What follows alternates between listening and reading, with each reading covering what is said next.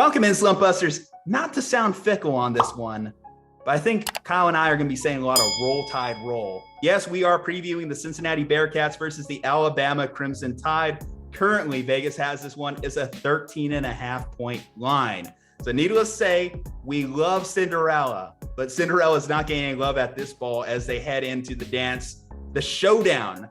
See, if you're talking about a blue blood program for Cincinnati, you know, this year's darling to face, this is the bluest of blue bloods you could possibly face. This is the mainstay of the college football playoff. I think there's only been 1 year since the college football playoff has existed that we have not seen Alabama. So, you know, Nick Saban is going to be drilling into his players' heads. I remember when I lost to Utah. That loss still stings me. You know that they've been watching a lot of game tape for that one. Cincinnati, what are some things that we can expect from them? Do you think that they'll at least be able to cover? Because at this point, you know, whenever you're facing a good team, we know the biggest hole is the depth. They just don't have the depth that Alabama has. Yeah, and Alabama has 5-star players at every position and at backups, which is pretty incredible with the factory that Nick Saban has built, combined with the fact that Nick Saban has the transfer portal at his disposal now, which he has used quite excellently. They didn't do a great job recruiting at inside linebacker, and they got a great transfer coming from Tennessee this year who had a fantastic season. And Alabama is the powerhouse factory. We don't need to talk about that over and over again. Like, the records stand for itself. We've talked about this on podcasts before. It's one of the most incredible things that we've witnessed in the last 20 years to 30 years to even 40 years is the factory that Alabama has been able to build in college football. But in fairness, like, Cincinnati's going to have 3 first-round picks on their team this year.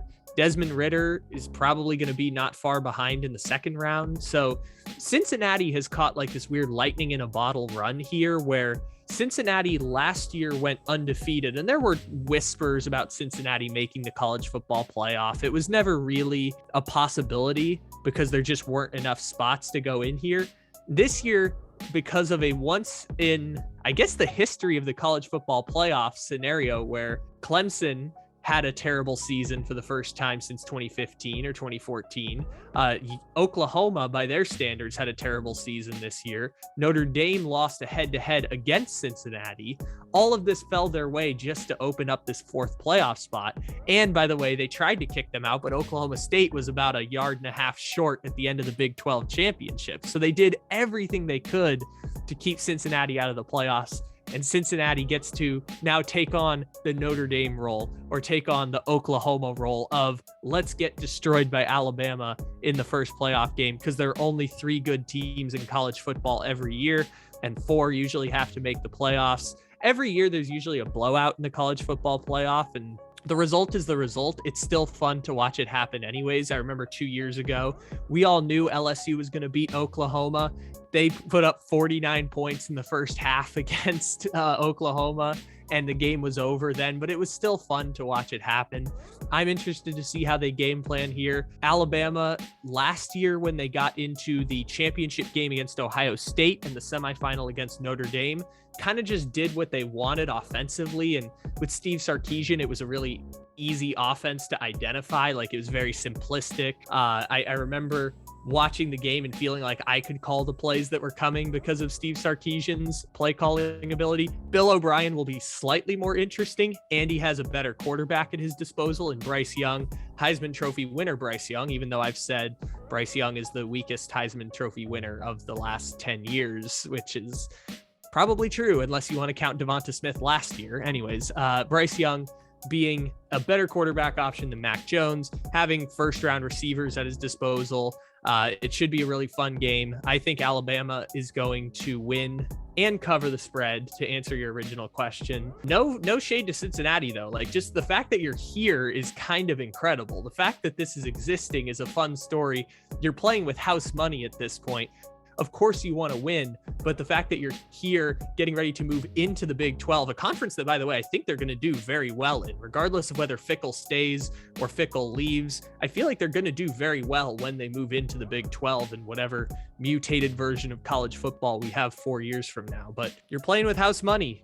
let's see what happens. Maybe something dumb ends up happening and you get the victory. I think what's going to happen to them is similar to Boise State. Now that they get a little bit of street cred, they get a little bit of name recognition across the country, they'll attract more recruits, like you said, regardless if Fickell stays or leaves, which is a very powerful position for Cincinnati to be in. And that's why we've advocated so fondly for a group of 5 school to make it, because we know the trickle-down effect it has on recruits to want to go to these schools and make college football a sport with slightly more parity. Yes, we still expect relatively the same 4 schools at the end every single year, but every now and then when we do get a different flavor, a different spice thrown into this concoction, it ends up like enhancing the product as a whole. And that's why I'm so happy to see Cincinnati in here. And that's why I kind of threw that little dad joke in there about not being Fickell, because, you know, if you listen back to earlier recordings of us, we've been all on the Cincinnati hype train. We wanted Cincinnati in, and people are going to hear our analysis here and think we turned on Cincinnati. No, there's no disrespect to Cincinnati. You're just going against the final boss. You're going against Alabama. If this was a video game, they are your final boss. They are the last obstacle you have to conquer. And I'm talking about legendary difficulty. I'm not talking about just a speed run kind of boss. No, this is legendary difficulty, Halo Max Extreme, Nick Saban boss. That's what you're dealing with at this moment. And what it is just, like you mentioned, the factory, just the depth on this Alabama team. The fact they could lose a 5-star wide receiver and just casually replace him with another 5-star wide receiver. Obviously, I'm talking about Mechie, who went down with the ACL injury in the SEC championship. Well, guess what? They go out there and they have a Jabari Brooks, a 6'3", 5-star recruit as well in his own right. Like you mentioned, they have a Heisman Trophy winner. The big make or break for this game is going to be Alabama's offensive line. It's not as good as other Alabama offensive lines, which just tells you the standard of Alabama offensive lines in the past. Because if you look at the game against Auburn, you allow 7 sacks, that game goes to 4 overtimes. You look at the game against Georgia, you allow 0 sacks, and Alabama looks unbeatable.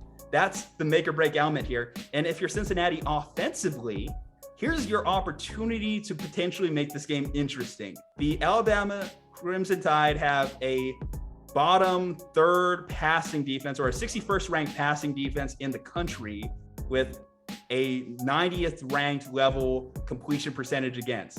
So Desmond Ridder has to be on his game, which is something he hasn't really had to do this season, because Cincinnati has about a 60-40 run pass split in favor of the run. Cincinnati's averaging about 5+ yards per carry. They like to run the ball, but you're going against a team that doesn't allow you to run the ball against them either. You're going against guys like Will Anderson, who have like 15.5 sacks. You're going against some big boys. They haven't seen the size. And Cincinnati, too, another thing, as much as I love them and give them credit for the season, the reason they're here is more a combination of 2 combined seasons. The credibility they built last year. Because if you look at this season, they're not as good as they were last season. They were in close games with Tulane, Tulsa, Navy, games that really went down to the final quarter. Alabama, according to FPI, have faced 9 better schools than who Cincinnati had to face in their championship game, Houston. 9 better schools than Houston, who sits around the 60 range according to FPI. That kind of tells you just that disparity between these 2 teams. And I'm going to be a little bold here and just say, because I do think that Alabama is going to beat them. We're both aligned that Alabama is going to beat them. There's no shockers here, folks, as much as we would probably like it from a narrative standpoint. I'm going to say that they at least cover. I'm going to say they make this game slightly interesting. Maybe it's a backdoor cover at the end, but I'm going to give them a fighting chance, if anything, that I think that they could buckle down. I want to give a shout out, not only because these guys have really cool names, but obviously because they're 2 elite talents too. Coby Bryant, Sauce Gardner. I think their battle between the Alabama wide receivers and the Cincinnati corners is going to be one of the bigger things to watch. I just don't think Cincinnati could generate the pass rush needed to beat a team like Alabama. One more time, any closing thoughts before we head out on this one, Kyle? I had originally said during the season I did not want Cincinnati to make the college football playoff because I felt it would only be appropriate if the 2017 national champion UCF Knights and 2021 Gasparilla Bowl champion UCF Knights then got to take Cincinnati out, as Cincinnati UCF lost. They beat UCF this year by a lot. That was one of their more notable wins, but that's also part of the problem. Yeah, of course. And UCF walked so Cincinnati could run into the college football playoff as 13.5-point underdogs against Alabama. And so it would only have been appropriate if UCF was the one who got to take out the Cincinnati dynasty. That should have been them. UCF should have gotten into the college football playoff. They should have had a chance to get boat raced by Alabama, but we just weren't at the right time. It was just, we needed to have UCF. We needed to have PJ Fleck's Western Michigan team. We needed them to establish the supremacy of the group of five. And I, as someone who grew up about 5 minutes that way from San Diego State, appreciate group of five success a lot. We used to root for the group of five teams all the time.